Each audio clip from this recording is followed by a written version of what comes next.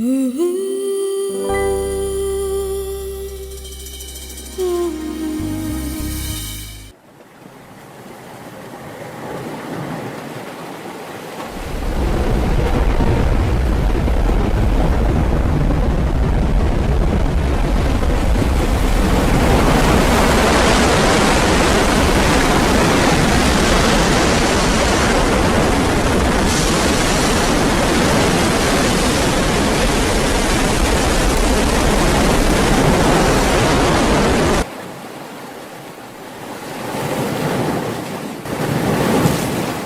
പതിറ്റാണ്ടായി ഓരോ ഡിസംബർ 26-ൻ്റെയും ഓർമ്മകൾക്ക് സങ്കടക്കടലിരമ്പമാണ്.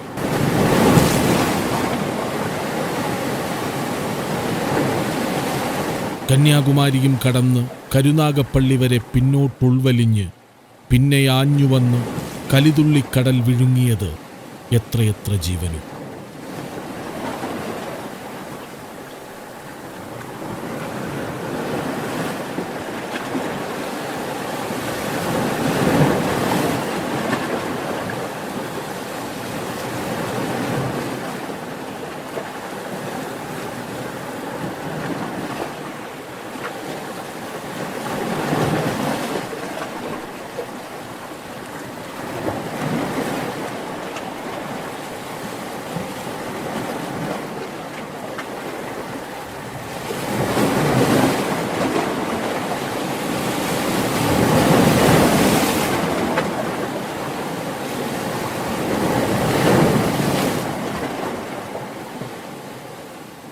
കുളച്ചലിനടുത്ത് കൊട്ടിൽപ്പാട് തീരത്ത് തിരവന്നു തൊട്ട് തിരികെ പോകുന്നിടത്താണ് ആഗ്നസ് മേരിയും 4 മക്കളും ആഹ്ലാദിച്ചത്.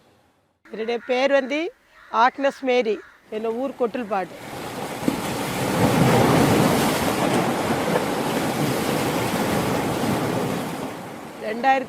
டிசம்பர் 25 எங்கள் ஊர் கிறிஸ்மஸ் ஹாப்பியாக கொண்டாடி சந்தோஷமாக பிள்ளைங்களெல்லாம் கடலில் கூட்டின்னு போய் நீராடி கொளிச்சு எடுத்துட்டு நாங்கள் சந்தோஷமாக திருவிழாவை நடத்த முடிச்சிட்டோம்.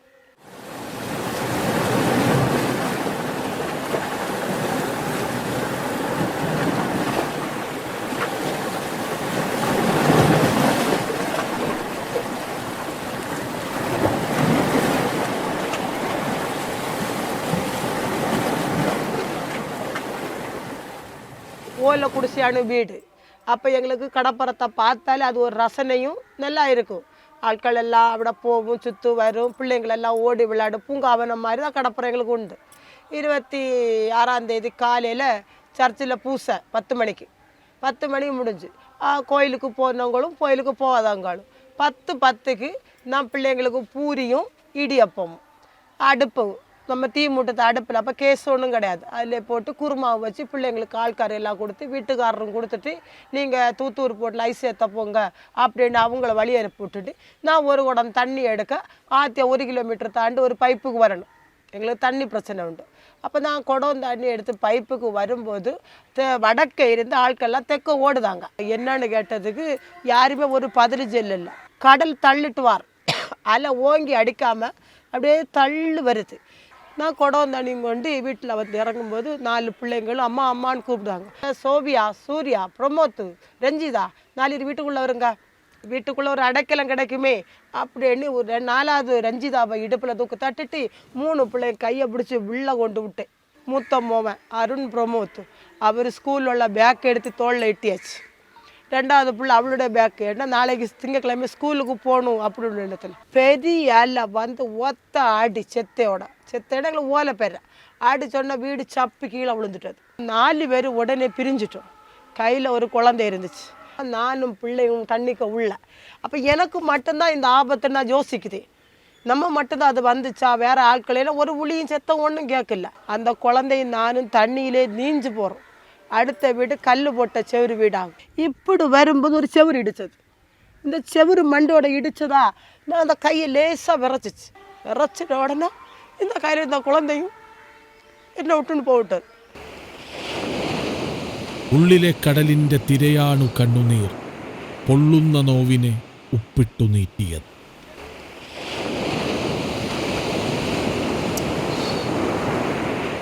ரஞ்சிதா, அம்மை மடியில் உர கடத்தினே 2 வயசு குழந்தையா நீ இருந்தாலும் என்னையும் நீ மடியில் உர கடத்துன மோளல்ல அம்மா அப்படி ஒரு பாசம் கொள்ளு முத்து முத்துன்னு போவே ரஞ்சிதா 2 வயசுல நீ 20 வயசு மனுஷி மாதிரி காட்டினே மக்களே. நீங்கள் மண்ணுக்கு போகிறதுக்கா என்ன இந்த ஆக்கெட்டெல்லாம் காட்டணும், நீங்கள் மண்ணுக்கு போகிறதுக்கா இந்த அழகு முகத்தை கொண்டு வந்தோம், நீங்கள் என்னை விட்டு பிரிஞ்சு போகிறதுக்கா இந்த புத்தியோடு வந்தோம் மக்களே.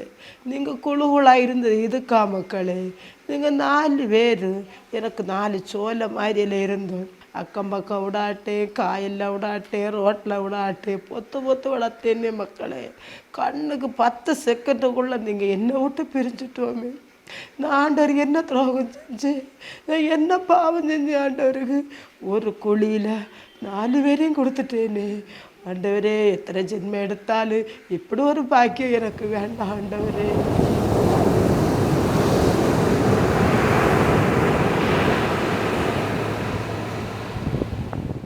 ആഗ്നസ് ഇപ്പോഴും അകം തിളച്ചുരുകുന്ന അഗ്നിപർവ്വതമാണ്.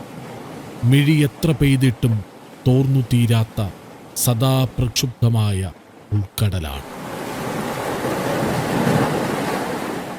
അരുൺ പ്രമോദ്, പ്രതീക്ഷ, പ്രതിമ, രഞ്ജിത്ത്. ഒറ്റയാർത്തിരമ്പലിൽ ഒരമ്മയുടെ നെഞ്ചു പറിച്ച് കടലെടുത്തു പോയത് 4 മക്കളെയാണ്.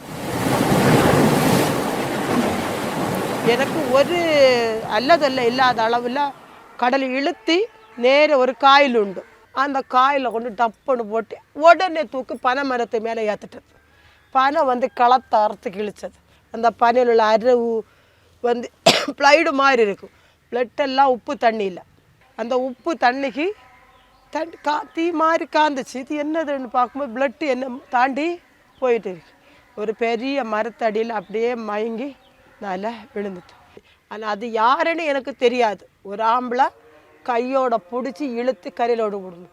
கண்ணை முழிச்சு பார்க்கும்போது என்னை கெட்டின புருஷன். அப்போ கடவுள் அவர் காலையில் 8 மணிக்கு போனவரை இதே சம்பவத்துக்கு என்னை கிட்ட கொண்டு சேர்க்கணும்னா கடவுள் அதில் ஒரு அற்புதம் செஞ்சுருக்கார். என்னை தூக்கு கரையில் கிடத்தும் போது நான் சொல்லுது எனக்கு சாரி விடுத்துருந்தேன். அவர் சட்டையை கலத்து போட்டு தந்துட்டு என்னை கரையில் தூக்கி கிடத்துனாங்க. அப்போ என்னோட உணர் இருக்கு. நான் சொல்லிட்டேன் 4 பிள்ளைங்களையும் நான் இன்னும் இடத்துல விட்டுட்டேன், போய் கூட்டிட்டு வருங்க. ஆனால் கடலைன்னு எனக்கு யோசிக்க தெரியாமல் சொல்லுது. அவர் உயிரை பணயம் வச்சு ஒரு மரத்தை இலக்குன்னு போகும்போது ஆட்கள்லாம் செருத்து பிடிச்சோம். போவாத கடல் வந்துட்டுருக்கு. தெரிஞ்சு பார்க்கும்போது காலையில் இடியப்பமும் பூரி பிள்ளைங்களுக்கு கொடுத்துட்டு இருந்து. அதே ஒரு பிள்ளை வந்து 3வது பிரதிஷா தண்ணியில் கமந்தி ஒரு ஆள் தூக்கி தரோம். ராஜு உன்னோட பிள்ளைய பாரு. பார்க்கும்போது வாயிலேருந்து பூரியும் இடியப்பம் தான் வெளியே வார். அந்த குழந்தையும் கொண்டு நான் நெடுவே ஓடினேன் கேவருண்டு ஆஸ்பத்திரிக்கு. அதே பாவாடை அவருடைய சட்டையை விடுத்துட்டு நான் போனேன். அங்கே போய் குழந்தைய ஹாஸ்பிட்டலில் கொடுக்கும்போது குழந்தை இறந்தாச்சுன்னு சொன்னாங்க. 10 செகண்டுக்குள்ளே பிள்ளை இறந்துட்டதா அப்படின்னு சொல்லி ஒரு ஃப்ரெண்டு வீட்டில் அந்த பிள்ளைய வச்சல கொடுத்துட்டு இன்னும் கால்நடையாக நடந்து அடுத்த பிள்ளைய தேட வரேன். கையில் இருந்து போன பிள்ளை அது இதில் ஒரு காயத்தோட எனக்கு தூக்கு தரோம். அதுக்கப்புறம் சார் என்ன நடந்ததுன்னு எனக்கே தெரியாது. இந்த 2 குழந்தைய வாங்கி செம்மர் ஸ்கூல் குளச்சல்ல அங்கே கொண்டு பொதுவில் எல்லா பாடி இறந்தவங்க அத்தனை பேரையும் வெள்ளை துணியில் போட்டிருக்காங்க. நானும் அவங்க கூட தானே அப்படியே மயங்கி என்னை குளச்ச கவர்மெண்ட் ஹாஸ்பிட்டல் அட்மிட் ஆக்குனாங்க. வீட்டுக்காரர் இந்த குழந்தை 2ஐயும் குளச்சல்ல அடக்கத்துக்கு குளச்சல்ல கொடுத்தாங்க. மற்ற 2 பிள்ளைங்களையும் காணல. தேடும் பணியாக நடக்கும். அப்போ வந்து ஒவ்வொரு குழந்தைகளும் ரொம்ப கருத்தி அளவில் கிடச்சது. என்னென்னா அந்த பெட்ரோல் பம்பு ஒன்று வெடிச்சிட்டது அந்த சுனாமி நேரம். அந்த ஆட்கள் எல்லாம் அந்த கரி மாதிரி தெரிஞ்சது. அப்போ அதில் எனக்கு என்னன்னு தெரியல. 2 நல்ல வெள்ளை அழகாக இருக்கும். பார்த்து கடைசியில் கிடச்சிச்சு. மிஸ்ஸிங் பாடியில் கிடச்சிச்சு. இந்த தேடும் மணியில் கிடச்சிச்சு. மாறி கிடச்சிச்சு. அதுக்கப்புறம் 2 கொட்டில் பாட்டில் அடக்கம் பண்ணாங்க. அவங்க 2 குளச்சல் அடக்கம் பண்ணாங்க.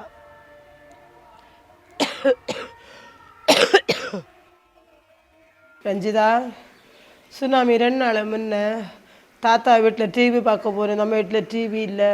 அப்போ நீ என்ன சொன்ன, நமக்கும் ஓடுபட்ட வீடு கட்டி நமக்கும் டிவி எடுக்கணும், அங்கே ரூமில் இடம் இல்லை. அப்போ என்னை வந்து பெரிய ஆள் மாதிரி காலை நீட்டு அம்மா மடியில் உறங்கு பாசம் வச்சு கொஞ்சம் நாக்கு தெத்து மாதிரி 2 வயசு கரெக்டாக ஆச்சு. அப்போ அம்மா பா பா எந்துன்னு கேட்டதுக்கு மடியை காலை நீட்டிட்டு தூங்கு தூங்கு அப்படி ஒரு அரை மணிக்கூர் வரை அந்த 2 காலில் அவள் என்னை படுக்க வச்சுருக்கான். நான் எழும்பும் இன்னும் தலையை முடியோட தாத்து கீழே வச்சு அம்மா தூங்கு தூங்கு.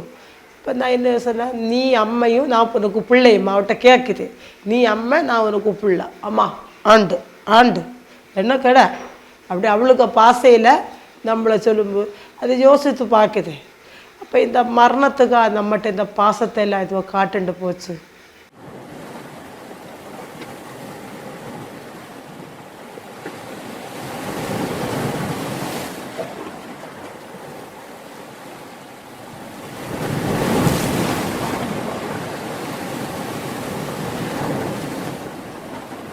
நவம்பர் டிசம்பர் இந்த 2 மாதத்துலேயும் இந்த கை ரொம்ப வலி கொடுக்கும்.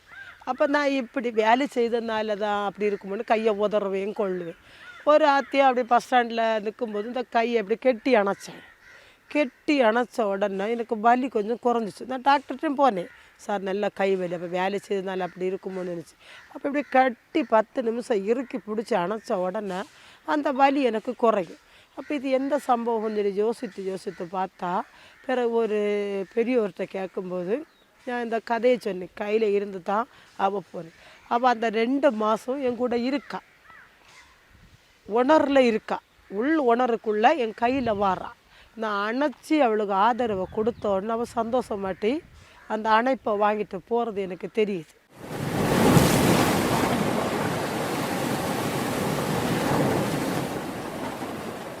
சோபியா சோபியா எங்கே போகிறோம்மால அம்மையை சுற்றி வருவேன், அம்மா அவங்களுக்கு என்ன வேணும்னு சுற்றி வருவோமே, அம்மையை விட்டு நீ எங்கே போகணும், அம்மா ஸ்கூலில் போனாலும் போகும்போது டாட்டா காட்டுவேன், வரும்போதும் டாட்டா காட்டுவேன், 10 தடவை அம்மான்னு விழிச்சுவேன். சோபியா 10 ரூபாய் அம்மான்னு விழிச்சுவேன். വിതുമ്പി തുടരുമ്പോഴും ഉള്ളിൽ ഒരുറച്ച ശപഥമെടുത്തു, മക്കൾ ഇനിയും വേണം. ചികിത്സയിലൂടെ പ്രസവശേഷി വീണ്ടെടുത്തു. 3 കുഞ്ഞുങ്ങളെ പെറ്റു. അവർക്ക് അറ്റുപോയവരുടെ അതേ പേരിട്ടു, പ്രതീക്ഷ, പ്രതിമ, പ്രമോദ്. நைட்டு தூக்கத்துக்கு 4 பிள்ளைங்களும் 2 கை, 2 கைக்கும் 4 பேர் கை கேட்போம், அம்மா அம்மா என்ன பாருங்க என்ன பாருங்க. அப்படி நான் வாழ்ந்த எனக்கு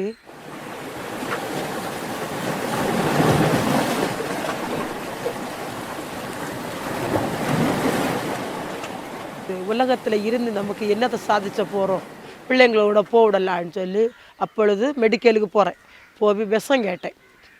எனக்கு வாழை பிடிச்சில்ல, எனக்கு பிள்ளைங்க 4 இறந்துட்டது, எனக்கு சாவணும்னு சொன்னால் அவர் 2 மாத்திரை தந்தார். மண்டபத்தில் வாங்கி தண்ணியும் குடிச்சிட்டு பசி பட்டணி ஒரு பக்கம் அப்படியே தூங்கினேன். 2 நாள் கண்ணை முழிச்சு பார்க்கல. நான் போட்டது தூக்க மாத்திரை, என்னோட மனசில் அது விஷம் தந்தான்னு நினச்சி. ஆனால் அவர் விஷத்தை தராமல் தூக்க மாத்திரை என்னால் நான் போட்டு பழக்கம் இல்லை.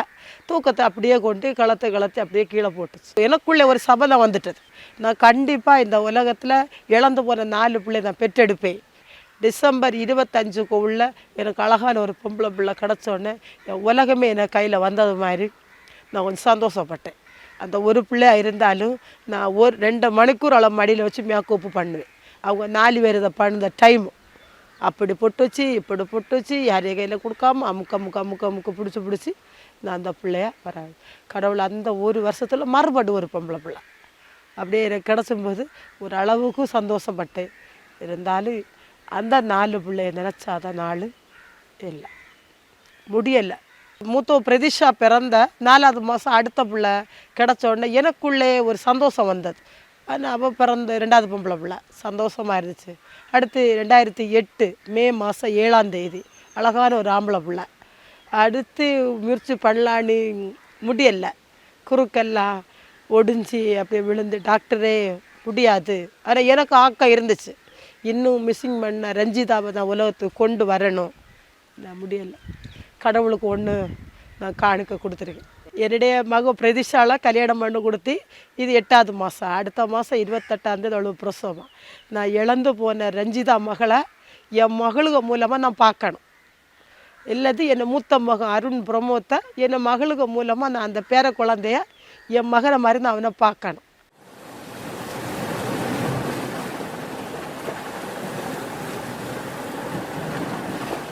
சுனாமிக்கு பின்னாடி ஆப்ரேஷன் பண்ணி ஃபஸ்ட்டு கிடச்ச மகளாகும் இவ பிரதிஷா. இப்பொழுது வயசு 20 ஆண்டு இல்லை 20. இது அடுத்து பிரதிமா 19 வயசு ஆகுது. அவர் பிரமோத் 17 வயசு, 12ஆம் கிளாஸ் படிக்கிறான். இல்லை அவர் 3 மக்களும் எனக்கு பெரிய ஒரு உலகமான. இவரை 3 பேரை நம்பி தான் நான் இன்னைக்கு ஜீவனோட இருக்குது.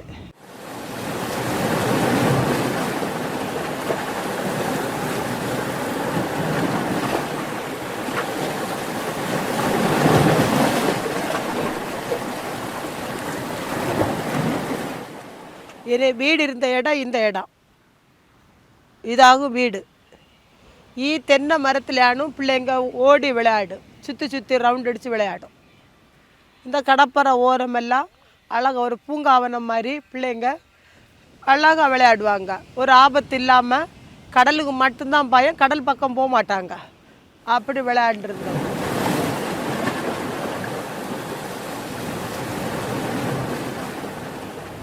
ஆத்தியம் ஓலை குடிசை வீடு. அந்த குடிசையிலேருந்து தூக்கம் விழித்து வரும்போது கடலை தான் பார்க்குவோம். கடலை பார்த்தா எங்களுக்கு ரொம்ப சந்தோஷம். என்னென்னா அந்த மரங்கள் எல்லாம் மீன் கொண்டு கரமடை வளைப்பாங்க. 10-500 ஆம்பளை எல்லாம் கடல்கிட்ட எனக்கு பார்க்கும்போது அது இது ஒரு பூங்காவனம் நின்று பார்க்குற ரசனையெல்லாம் உண்டு. கரமடி 100 பேர் இழுப்பாவும் கம்பா போட்டு. இப்போ மீனெல்லாம் நல்லா கிடச்சி புளியும் சவுண்டும் போடும்போது பசியே தோணாது. அதை பார்த்து எங்களுக்கு பொழுது போகும். அப்போ நாங்கள் அந்த ஓலை குடிசையில் ஃப்ரெஷ்ஷான மீன் உடனே கிடச்சி மக்களுக்கு சமைச்சி 5 பிளேட்லேயும் பயந்து அவர்கள் வச்சு கொடுக்கும்போது எவ்வளோ இன்பமாக ஒரு பிள்ளை ரசித்து சாப்பிடுவாங்க. ஒரு கப்பு தண்ணி, ஆள் ஒரு பிளேட்டு சோறு வச்சு கொடுத்தா யார் ஃபஸ்ட்டு தின்னு எழும்போவோ ஐஸ்கிரீம் வாங்க தருவேன்னு சொல்லுவேன். உளுந்தேன் தளர்ந்தே 5 பேர் சாப்பிட்டு வேறு பிளேட்டை காட்டுவோம் அவங்க அப்பாவோட சேர்த்து. அதில் பிளேட்டை எல்லோரும் கழுவு வச்சுருங்க, அழகாக கழுவு வச்சுருவோம். அப்போ வீடு ஓலை குடிசை வீடாக இருந்தாலும் சிமெண்ட் தரையாகும். வீடெல்லாம் தூத்தி எடுத்து பிள்ளை ஆளுக்கு ஒரு வேலை செய்வோம். சின்ன பிள்ளையாக இருந்தாலும் ஆளுக்கு ஒரு வேலை செய்வோம். அந்த காயில் கொண்டு போய் ஒவ்வொரு ஆளாக கல்லில் இருத்து வச்சு குளிச்ச வைத்துவேன். குளிச்ச வைத்து ட்ரெஸ்ஸு மாற்றி ஸ்கூலுக்கு விடுவேன். ஸ்கூலுக்கு விடும்போது ஆளுக்கு 1 ரூபா கொடுத்தா கை நிறைய பண்டம் கிடச்சி. அந்த பண்டத்தை கொண்டு உல்லாசமாக போவாங்க. அந்த ப்ராக்கை ஒரு ஆட்டிட்டு அவங்க போகிறத பார்க்கும்போது ரொம்ப ரசனை. ஒரு செருப்பு, என்ன செருப்பு போடணும், கீ அடிக்கிற ஒரு செருப்பு சவுண்டு கேட்குமல்ல, ஒரு பிசில் வச்சது அந்த செருப்பு தான் போடுவாங்க. என்னத்துக்கு அது காலில் கொலுசு இல்லையம்மா, அப்போ இந்த செருப்பு போட்டால் சவுண்டு கேட்குமே நாங்கள் வாரான்னு சொல்லி அப்படியெல்லாம் சொல்லி வார்த்தைகளை கேட்கும்போது எப்படி இருக்கு. வேணா வெள்ளியில் கொலுசு எடுத்து போடுற அளவில் வசதி இல்லை. அப்போ அந்த சலங்க இந்த கடப்பரத்தில் இந்த முத்தை பறக்கி நூலில் கொருத்தி, 3ஆவது பொம்பளை பிள்ளை நூலில் கொருத்தி காலில் கட்டும். இது என்னது கொலுசு. சிரிச்சுவோம் எல்லோரும். அப்போ இந்த கொலுசு போதுமா, ஆய்கள் இந்த கொலுசு போதும். ஏன்னா அந்த 4 மக்களும் 4 கலை, ஒரு கலை இல்லை, 4 கலை, 4 முகம், 4 திறமை. அது என்ன சொல்ல, அறிவு ஒன்று, அழகு ஒன்று, அதை குணம், அவங்க நடைமுறை அதெல்லாம் சகிச்ச முடியல. இந்த இடத்துல இருந்து தண்ணி இழுத்துட்டு அதோ அந்த மரத்துக்கு மேலே, பனைமரம், அந்த மரத்துக்கு மேலோடு என்னை கொண்டு போச்சு.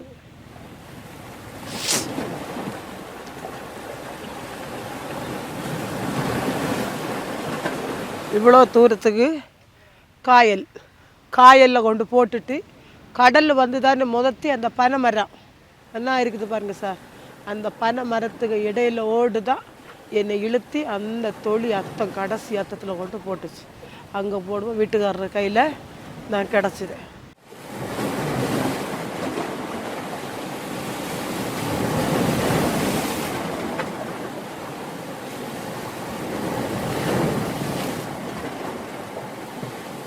திங்களாயிரம் இருந்தால் உசுறு போவாதல்ல, ஸ்கூலுக்கு போடுவாவே. அப்போ என்ன 4 பிள்ளை என்ன கையில் கிடச்சிருக்கான்னு ஸ்கூலு மட்டும் இருந்திருந்தா நான் என்ன 4 பிள்ளையும் கலைஞ்சிருக்க மாட்டேன். அதாவது ஒரு எச்சரிக்கை அரசாங்கம் இப்படி நாகப்பட்டினம் கடல் கொந்தளிப்பு சுனாமி நிலநடுக்கம் சொல்லி எங்கள் இடத்துக்கு ஒரு அறிவிப்பு தந்திருந்தா, சாரே முந்தானி சாரி இல்லை பிள்ளைய கெட்டி இழுத்துட்டே தான் ஓடி போயிருப்பேன். யாருமே ஒரு உணர்ச்சி ஊட்டு தரல, ஒரு மைக்கெடுத்து அலௌன்ஸ் பண்ணலை. எல்லோரும் கடலோரத்துலேருந்து கரையாருங்க சொல்லியிருந்தா கூட நான் ஓடி தப்பிருக்க பார்த்தேன். எந்த அறிவிப்பு எங்களுக்கு தரல. இப்போ ஒரு சுனாமி நாங்கள் நினைவில் கொண்டியும் வரல. கடல் வரும், இது வர வரும், துணி வர நனையும், ஓலை வீடு வர தண்ணி உள்ளே வரும். ஆனால் எந்த உயிருக்கும் ஆபத்து இல்லை. பொருட்களை இழுத்துட்டு போடும், ஆள் ஒன்றா பிடிச்சி எடுத்து வைப்பாவும். ஏன்னா எங்களுக்கு கடல் தான் சொந்தம், கடல் தான் எங்களுக்கு வாழ்வு. எனக்கு இந்த கடல் ஓசை எப்போன்னு காதில் கேட்கணும். கடல் ஓசை கேட்டால் தான் மனசு ஒரு நிம்மதி. ஆனால் கடல் ஓசை எப்போன்னு கேட்பேன். ஆனால் கடலுக்கு மேலே கொஞ்சம் கோபம் உண்டு. 4 மக்களை எடுத்த ஒரு கோபம் எனக்கு உண்டு. இருந்தாலும் இந்த கடல்கிட்ட ஒரு அன்பு உண்டு. ஏன்னா இந்த கடல் தான் எங்கள் எல்லாரையும் ஜீவனை வளர்த்துட்டு இருக்குது. இந்த கடல் தான். இந்த கடலை விட்டால் எனக்கு எதுவுமே கிடையாது. இதில் தொழில் செஞ்சு தான் அவர் கொண்டு தான் நாங்கள் சாப்பிட முடியும். இந்த கடல் தான் என்னை வாழ வச்சது, இந்த கடலை தான் என்னையை சதிச்சது. ஆனால் இந்த கடலை தான் திரும்பவும் இந்த 3 மக்களை மறு ஜென்மத்துக்கு கொண்டு வர வச்சது. இது ஒரு அழிவு காலம். எல்லாருக்கும் வந்தது என்னுடைய பிள்ளைங்களும் வந்தது. ஆனால் எனக்கு ஏன் வரல? எனக்கும் வந்திருந்தா நல்லா இருக்க பார்த்தது, பிள்ளைங்களோட நானும் போயிருக்க பார்த்தேன். எதுக்கு இதெல்லாம் சிந்திச்சு பார்க்கின்ற அளவில் ஆண்டவர் என்னுடைய உயிரை இந்த உலகத்துக்கு போட்டிருக்காரு.